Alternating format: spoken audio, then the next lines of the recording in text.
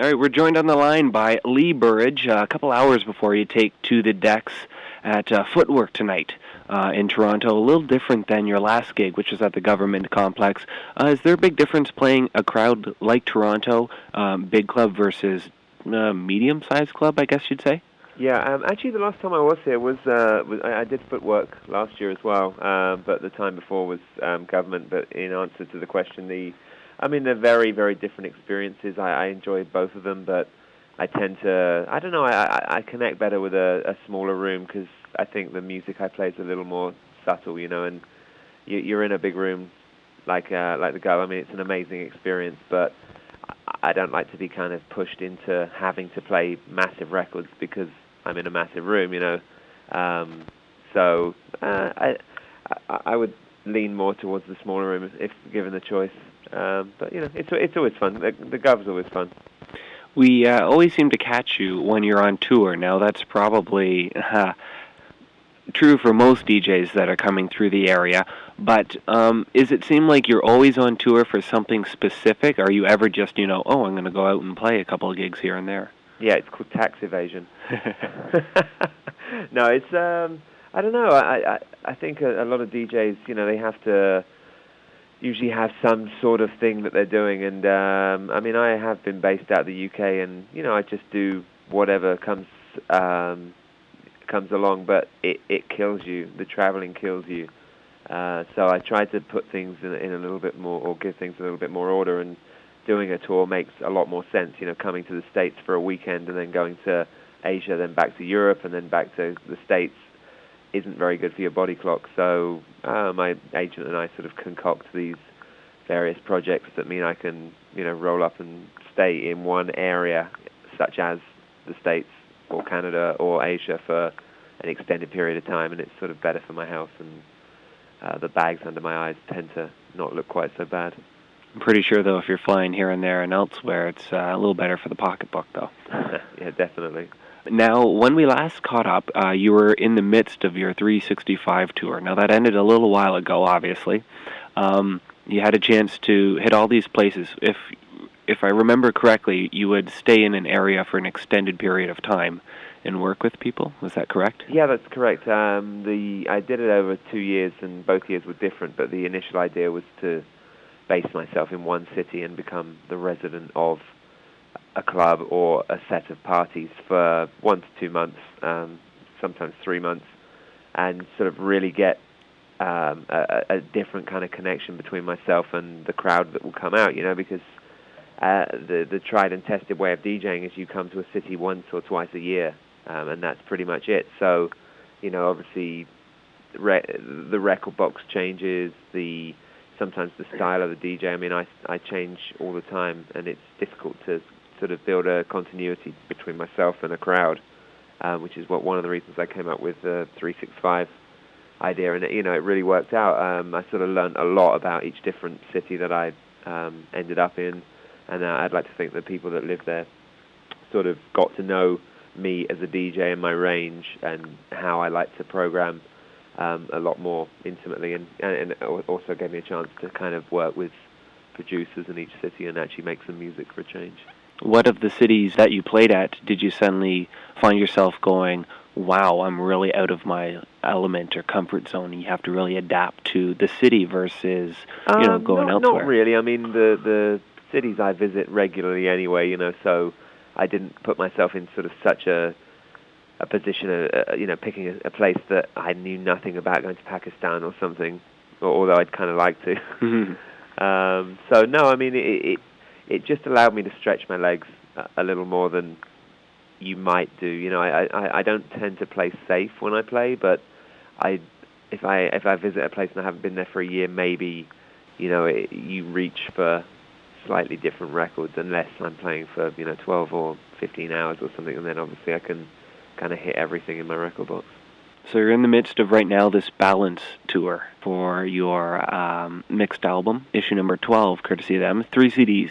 What are the reactions that you're getting with the various people that you're meeting? Nothing but positiveness. Actually, it's been really fantastically received. Apart from, I read one comment on it which made me laugh. It was on a chat room board somewhere, and I was on there obviously pandering or stroking my ego. I know. I just kind of went on there to see, what the reaction was from people that had bought it in the shops, as opposed to the reaction from the press, because the press has been amazing. And one person said that it was too neatly mixed, and I guess they were sort of implying that it's a computer mix, which I actually spent 2 months making this the best mix I possibly could. I re-edited stuff so it fitted perfectly, and I did it over and over, and I worked on the transitions between the tracks so they would work as a different track, so the sounds would play off against one another, and I guess it really went over this person's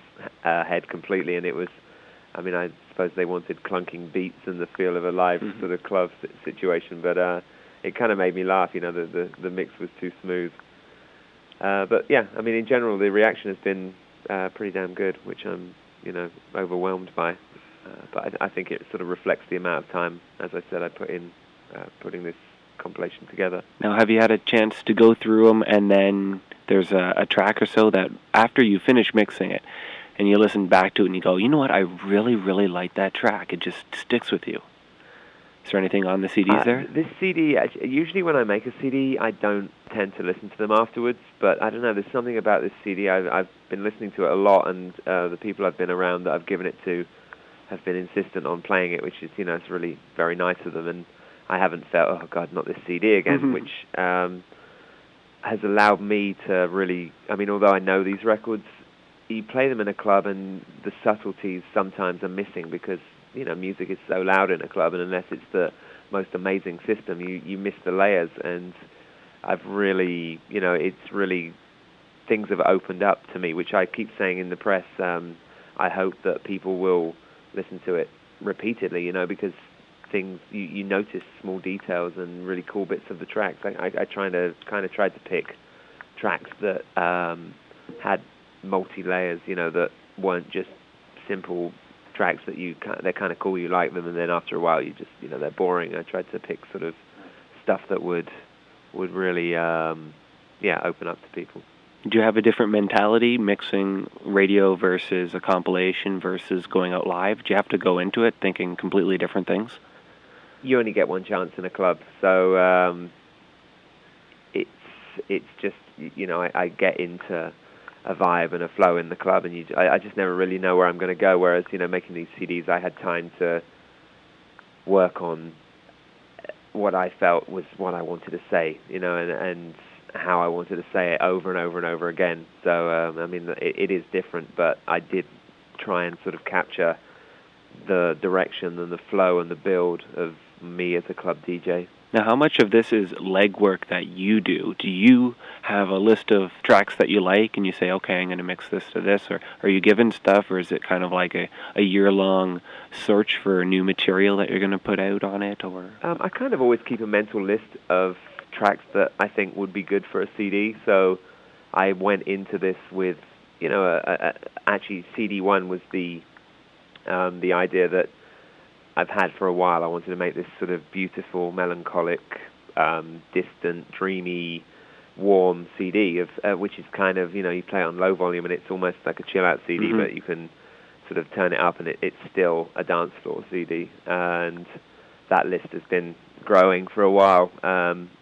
I chased down a lot of my favorite producers and labels, but it seems these days everybody's really paranoid about sending out music files that they're going to end up on the internet and, they're going to lose sales. So it was actually really difficult to get new music out of people, strangely, this time around. And I went to the record shop every week during the 2 months I was making the CD. But again, it's sort of, it was the time of year I did it. It's notoriously dry for music, people are holding back for summer. So I just kind of delved into my record collection and my record box, my current records, and a few things I'd been sent, and here we are, 3 discs. Now, how easy was it to work with EQ recordings and balance, setting all of this up? Oh, they're amazing. They really just gave me free rein, and the artwork as well.